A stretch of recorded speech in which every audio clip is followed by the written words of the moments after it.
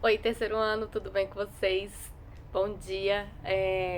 Hoje nós vamos estar tratando dos nossos dois últimos movimentos da vanguarda europeia, né, que é o movimento dadaísta e o movimento surrealista. São dois movimentos que particularmente eu também gosto muito, além do cubista, não sei se eu falei isso para vocês na aula passada, mas diferentemente do futurismo que estava lá exaltando, né, os movimentos, a velocidade, exaltando os carros, as fábricas e essas novas construções, a gente tem o dadaísmo, que vem ser justamente uma anti-arte. Mas calma, antes da gente falar sobre tudo isso, eu gostaria de dar uma recapitulada com vocês. Vou até dar uma olhada aqui nos meus planejamentos. A gente começou falando sobre o fauvismo, certo?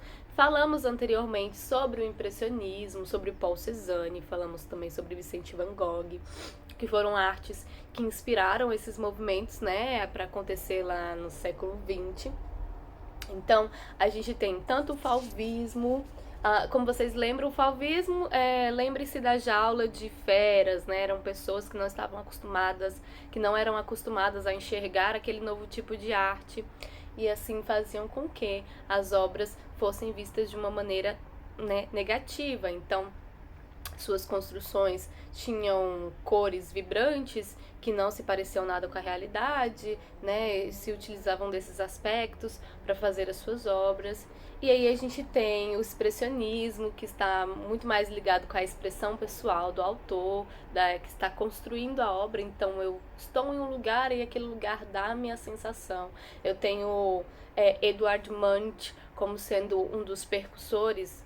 A gente fala percussores ou precursores desse movimento, que é justamente aquele quadro, né, ou grito, em que ele diz que quem grita não é exatamente o personagem principal que está na imagem, e sim a natureza ao redor, justamente pelo momento que ele estava passando na vida dele, ele não estava se sentindo bem, ele não estava nada legal, estava provavelmente numa crise de ansiedade, numa crise de pânico, vivendo uma coisa totalmente diferente na vida dele, né? Artistas geralmente são muito sozinhos ou vivem coisas diferentes e, enfim, sentem coisas diferentes.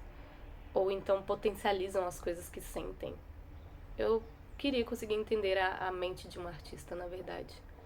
Porque eu não sei. É muito complicado. Mas são potencialidades que fazem com que as obras sejam criadas, né? As manifestações artísticas sejam criadas. E aí a gente tem o grito sendo o quê? O grito não da personagem principal da obra, mas sim da natureza, justamente por esse momento triste que ele estava vivendo.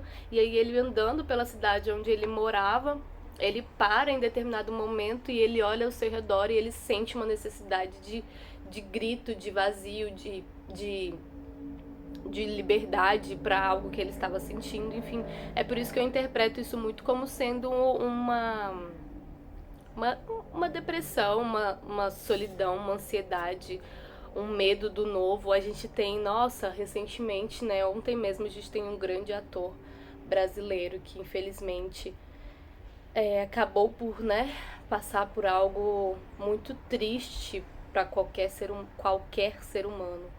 E é justamente, acho que justamente por esse, por essa desilusão, né, de não acreditar mais na humanidade ou no futuro, ou seja lá o que for. Mas é muito triste. Inclusive, queria comentar isso com vocês. Deixa eu até colocar. Flávio Migliaccio, esse ator que contribuiu muito pro teatro e pra, né, televisão, mas pro teatro principalmente é uma grande perda, infelizmente. Então, e aí, gente, além do expressionismo, nós temos, eu falei nessa ordem, né? A gente falou sobre o cubismo e depois falamos sobre o futurismo. Ou se não me engano foi futurismo, depois cubismo. Aí eu dei algumas especificações de cada movimento, né? Foi a aula passada. Eu vou deixar para que vocês assistam a aula, porque se eu ficar fazendo revisão, vocês não assistem. Mas eu espero que vocês assistam a aula passada, que ela ficou muito legal. Eu pelo menos vejo assim que ficou interessante, né? Bom para que vocês possam assistir. E aí, gente, Hoje a gente vai falar do dadaísmo, né, e do surrealismo, que são outros dois movimentos, como eu falei pra vocês, que eu gosto bastante. E o dadaísmo, gente, ele vem ser, ao contrário do futurismo, uma anti-arte. Então, olha só, a guerra é um absurdo. A arte não faz sentido em meio à vida sem sentido causado pelos horrores da guerra. Diferentemente do futurismo que estava lá, como eu falei pra vocês, exaltando a velocidade, as máquinas, as novas armas e, enfim, tudo aquilo que se podia utilizar da tecnologia, o dadaísmo ele vem dizer que a guerra é um absurdo e a arte não faz sentido em meio à vida sem sentido causado pelos horrores da guerra. Então, se eu tenho uma guerra, a vida se torna sem sentido e por esse motivo a arte não faz sentido algum. E aí, eles passam a ser anti-artes, né? Eles se denominam como artistas anti-artísticos. E o que significa anti-arte? Eu tenho exatamente o significado para vocês. É o tipo de arte paradoxal que rejeita as propostas artísticas e os valores estéticos tradicionais para questionar a arte já estabelecida, ou seja, já consolidada. E aí a gente vem com artistas que não quiseram participar da Primeira Guerra Mundial, então eles se isolam em Zurique e se isolando em Zurique lá por 1914 a 1918, eles fundam esse movimento dadaísta. E esse movimento dadaísta, ele não vem somente questionar, mas ele vem rir, ele vem escrachar, ele vem dizer, esse tanto de coisa que vocês fazem, isso aí nada é considerado arte. Arte, ela tem que ser ela por ela mesma e não faz sentido se ela não for assim. E a nossa arte, ela se torna até um tanto quanto incompreendida pelas outras pessoas. Mas, enfim, não é o propósito fazer com que você entenda a arte, o propósito é fazer com que você sinta ela, ou então que você não sinta, porque a gente acaba entrando num limbo. Eu faço você olhar para uma obra e ficar 1000 horas e 1000 anos pensando e tentando sentir alguma coisa por aquilo, enquanto na verdade eu, como artista, só queria ver esse movimento em que você está observando e tentando pensar, enquanto eu estou aqui rindo de você, porque eu sei que a minha obra não foi feita com nenhum sentido, apenas o sentido de ver qual é a sua reação em frente a ela. É quase como um sarcasmo, é quase como, sabe, é quase como levar o espectador ou sei lá, o apreciador num lugar de chacota, né? Mas não vejam o dadaísmo como chacota, tá bom? É só para que vocês consigam compreender essa dimensão artística, porque até então a gente fala muito de se sentir, da fluição, da fruição, a gente fala muito sobre o aspecto estético das obras, a gente fala muito sobre essa questão emocional que se envolve, mas o dadaísmo ele estava um pouco para além disso, ele estava, né, mais nesse lugar de gargalhar das outras artes, de dizer, pelo amor de Deus, não é tudo que vai ser arte, não é tudo que pode ser considerado arte, mas o que eu faço, por não ser, pode ser graciosa, mas incompreendida e não quer dizer que não seja arte, né? Eu vejo o dadaísmo, eu gosto do dadaísmo, apesar de eu não achar ela uma arte completamente acessível, é justamente pelo dadaísmo e por outras artes que se derivam do dadaísmo que algumas pessoas veem arte como algo um tanto quanto chato, talvez. Mas depois que você pega o feeling, que você entende que eles estavam quase dentro de uma performance, é que você consegue compreender qual é o sentido real do dadaísmo, né? E aí, gente, o poeta, escritor e filósofo alemão Hugo Boll, olha só que interessante, ele escreveu o primeiro manifesto dadaísta juntamente com o poeta romeno-francês Tristan Tzara. E aí o Tristan Tzara, ele faz vários poemas dadaístas, inclusive vai ser das atividades que nós vamos fazer aqui sobre poemas dadaístas, tá? Então, da onde vem essa palavra Dada, né? Eles encontraram essa palavra ao acaso no dicionário, acharam interessante e quiseram usar. Diferentemente quando a gente fala sobre o significado da palavra antropofagia, que teve um estudo prévio, que fazia sentido para estar ali, que achou bonito, interessante, aí foi buscar o significado e, nossa, tocou completamente o coração da Malfatti, não, da Anitta não, vou esquecer o nome dela, mas depois eu lembro, e do Oswald de Andrade, e aí aquilo fazia sentido e a gente quis utilizar. Diferente do Dada, que eles abriram o dicionário lá, olharam a palavra, gostei, por esse motivo nós vamos usar nas nossas obras, e a gente fala sobre dadaísmo, né? Seu significado, que é cavalinho de brinquedo em francês, era ao mesmo tempo irrelevante pro movimento, então fazia sentido nenhum, a gente só utilizou porque a gente gostou mesmo, como também uma palavra de revolta, pois poderia ser usada em qualquer país envolvido na guerra com o mesmo sentido de não fazer sentido como a guerra. Para eles, a guerra não fazia sentido, então a gente escolhe uma arte que não faz sentido mesmo para que as pessoas possam se identificar com ela nesse momento de sentimentalização das coisas, né? Eu estou vivendo um momento sem sentido agora, por exemplo, como a pandemia e esse isolamento que a gente está vivendo, me parece profundamente tem sentido, é necessário fazer o isolamento social, entendam que eu estou querendo dizer nesse lugar do sentimento. Faz sentido fazer isolamento social, mas eu, enquanto ser humano, me encontro em um lugar sem sentido, porque eu não consigo me ver sem estar na minha rotina, e isso me coloca em questionamento. E se colocar em questionamento para se auto-entender é complicado, porque a gente não está acostumado, a gente é acostumado a lidar com qualquer coisa e com qualquer pessoa, mas nós não estamos acostumados a lidar com nós mesmos, né? A gente o tempo inteiro se mascara, e a gente se mascara e não para analisar quem nós somos dentro dessa busca de autoconhecimento. E aí acaba que nesse momento de isolamento, a gente precisa lidar com o nosso único mal irremediável, que somos nós mesmos. Então isso é tipo um grande paradoxo, assim como a anti-arte, que era uma arte totalmente paradoxal. E aí, em 1916, o Bal e o Tzara e outros jovens artistas, eles abrem o Cabaré Voltaire. Esse Cabaré Voltaire, lá em Zurique, era um lugar onde eles iriam se encontrar, e aí eles iriam fazer as suas manifestações funcionarem de fato, né, acontecerem de fato. E aí, dentro desse Cabaré Voltaire, muitas manifestações artísticas dadaístas aconteciam, era o lugar onde eles consumavam mesmo isso, né, acontecia de fato, era uma engrenagem, um lugar de potência artística elevada, voltada para o dadaísmo. E aí, como era muito festivo, deixa eu ver, eles organizavam, cantavam, dançavam, recitavam poemas com palavras inventadas, eles tinham espetáculos com trajes esquisitos, enfim, como eles estavam dentro desse burburinho, dessa criação, desse momento de criação, de potência e de, né, efervescência artística, vivendo aquilo ali pela necessidade da arte, ser uma anti-arte, enfim, isso fez com que outras pessoas também quisessem conhecer esse movimento, e aí passou a receber alguns convidados nessas manifestações, nesse cabaré Voltaire louco que acontecia. E aí isso fez com que eles ficassem cada vez mais famosos, né? Na época eles foram tendo cada vez mais visibilidade. Então eles se divertiam, eles debochavam das artes, das outras artes, né, com risadas que continham uma grande crítica à guerra. Aí uma de suas manifestações, por exemplo, um manequim vestido de policial com a máscara de porco pendurado no teto com uma placa: a arte morreu, viva Dada. Ou então, por exemplo, a gente tem o nictório, gente, que é a expressão...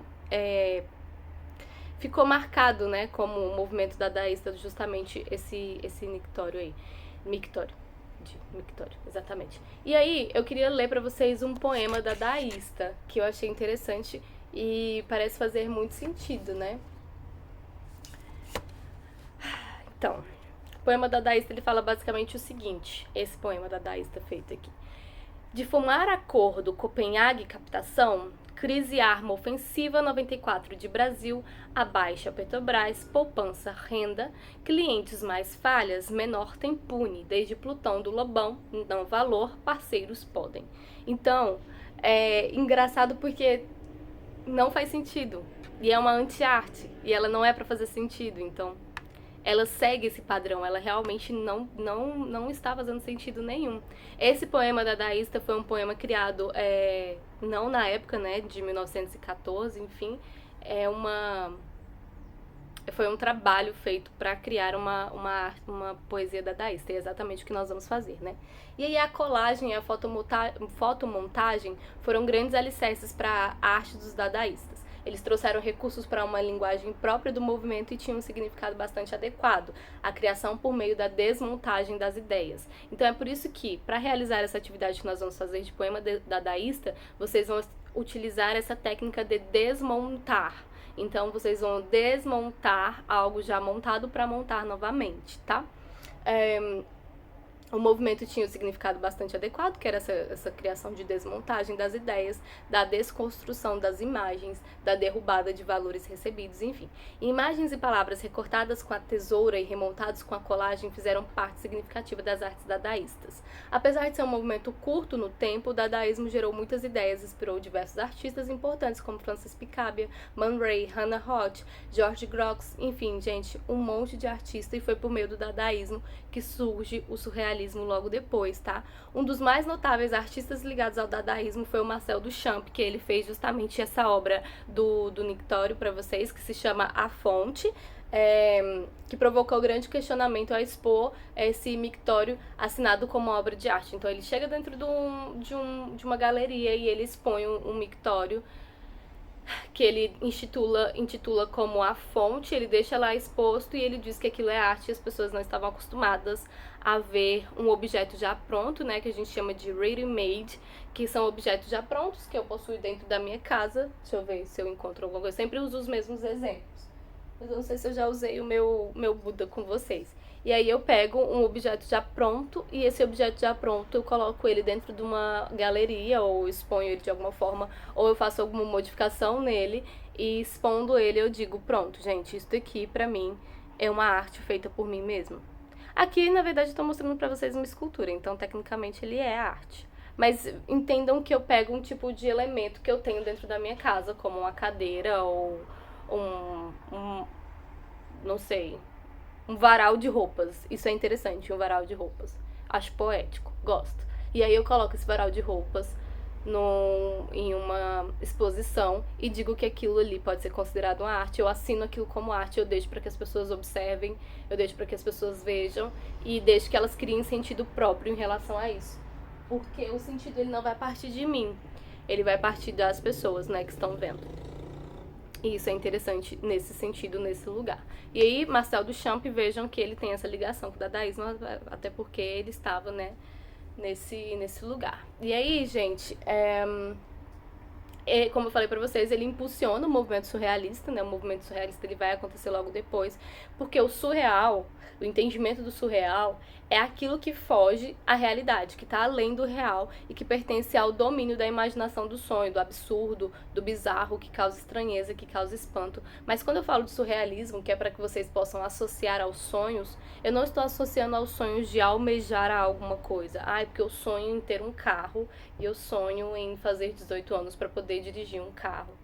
E aí o surrealismo ele não tá ligado com esse tipo de sonho banal, humano que nós temos. Ele tá ligado com o tipo de sonho do inconsciente.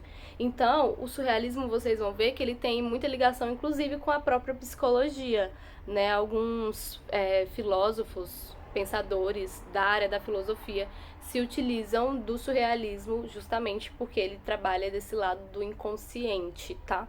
E a realidade no período de guerras na Europa não era algo fácil. Artistas em toda parte buscavam maneiras diversas de ver e representar a realidade, inclusive contestando ela. Então, se a gente fala sobre realismo, que foi uma das coisas que estavam presentes no nosso primeiro bimestre, né? Nós falamos sobre o realismo, esse movimento realista.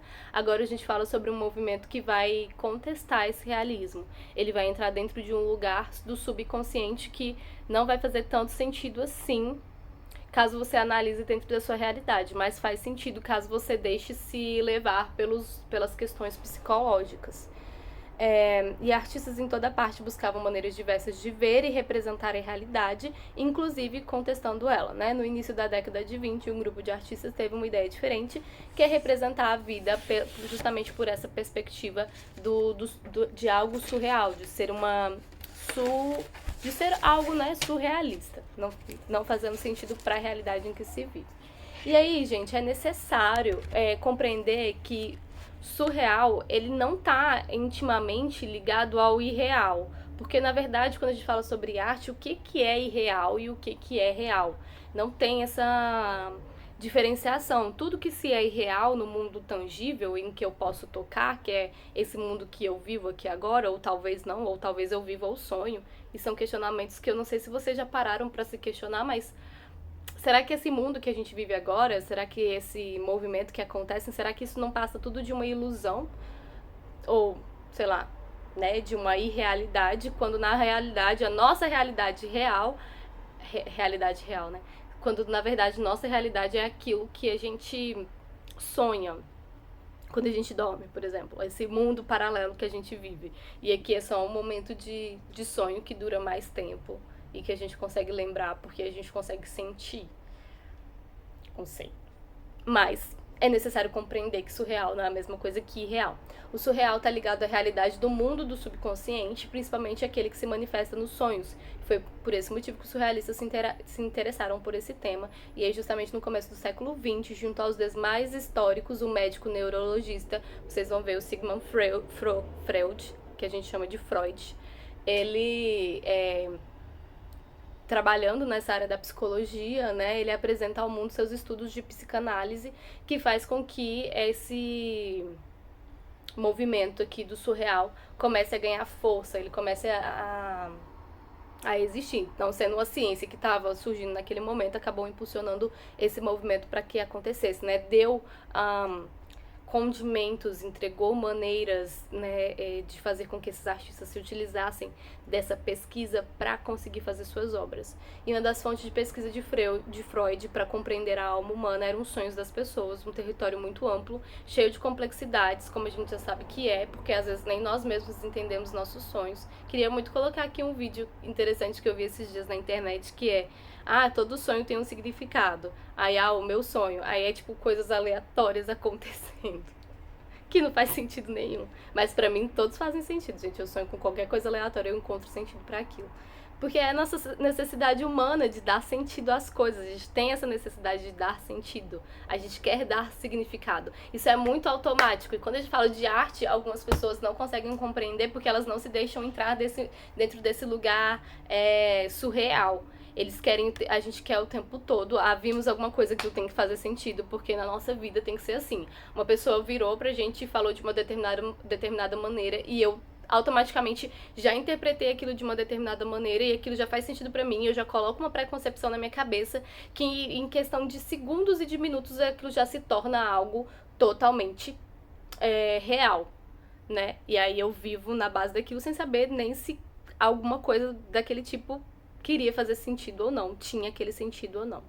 E aí os sonhos, eles utilizam imagens da realidade para construir uma realidade paralela, em que lidamos com uma série de questões da nossa mente, como memórias, angústias, frustrações, até aquilo mesmo que nós vimos no nosso dia, pode ser que influencie nosso sonho, e tá tudo muito interligado, né? As mulheres aí têm eu falo das mulheres porque, né, eu tenho mais propriedade para falar em relação a isso, mas eu acredito que, enfim, qualquer ser humano, mas nós mulheres temos uma ligação, assim, muito incrível, né, com essas questões surreais e de sensibilização um tanto quanto maior. Não quer dizer que homens não tenham, tá bom? É importante que vocês entendam que nós todos temos, mas que é trabalhado, até por questões mais culturais, nas mulheres desde cedo, mas homens também devem e podem né, teriam muito a ganhar podendo desenvolver essa sensibilidade. E acontece que a gente a gente tem um tato maior em relação a essas questões sensoriais que estão fora da nossa compreensão humana, mas que não são irreais. E aí, podemos sonhar que estamos sem roupa diante de uma sala de aula, por exemplo, simplesmente por nos sentirmos inseguros diante dos nossos colegas da escola no dia a dia. Isso é uma das explicações que Freud tem para quando a gente sonha que estamos sem roupa, por exemplo, que é uma forma de dizer que nós estamos nu, né, de forma nu, na frente daquilo que nos causa vergonha. E aí o Salvador Dalí, gente, ele vai ser um desses representantes. Salvador Dalí, aquele cara que tem, bigodão, Ele vai ser o principal representante do surrealismo. Ele cria muitas imagens que recriam esse mundo dos sonhos e que a gente identifica o que está vendo, mas a gente precisa de muita reflexão para compreender ou sentir os seus significados, tá? E assim como Picasso, Dalí, que também era em espanhol, contestava a Guerra Civil Espanhola e ele expressa, né, nas telas o que ele sente sobre isso. Então, tudo tem uma ligação. A gente vê só mesmo que o futurismo que tá ali querendo ser rebelde, dizer, eu gosto da guerra porque ela é interessante, porque traz coisas diferenciadas para o mundo tecnológico. De certa forma faz sentido, só que eu penso que a gente precisa usar as coisas de maneira consciente, não adianta apenas fazer por fazer, a gente precisa ter consciência da nossa ação no mundo, de quem nós somos, buscar o autoconhecimento, como já dizia o ET Bilu, e saber que tudo aquilo que a gente faz causa um impacto e você é totalmente responsável por todas as coisas que você traz para um tipo de ambiente. Enfim, falando sobre surrealismo, a gente chega em tantos lugares incríveis de se falar e a gente finaliza aqui nossa aula. Vou só explicar para vocês a atividade que eu preciso que vocês façam para mim. Eu tenho aqui um passo a passo de poesia dadaísta. E aí eu preciso que vocês peguem um jornal ou uma revista, ou se você não tiver nada disso, você pode escrever as palavras. Mas eu só peço que você entre, caso você vá escrever, entre em um jornal, né, um site de jornal.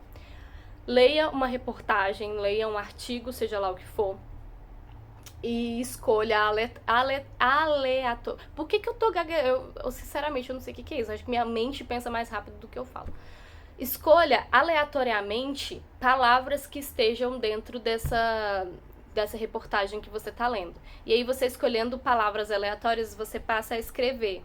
E aí escrevendo elas, você vai formar o seu poema dadaísta. Caso você tenha na sua casa revista ou jornal, alguma coisa do tipo, você vai pegar um artigo também, você vai recortar algumas palavras desse artigo, você vai colocar dentro de um saquinho ou dentro de um potinho, ou seja lá o que você tiver, para você poder balançar e tirar aleatoriamente uma palavra. E aí as palavras que saírem aleatoriamente você cola, faz esse processo de colagem, porque o dadaísmo ele tinha muito esse processo de fotocolagem, colagem, enfim.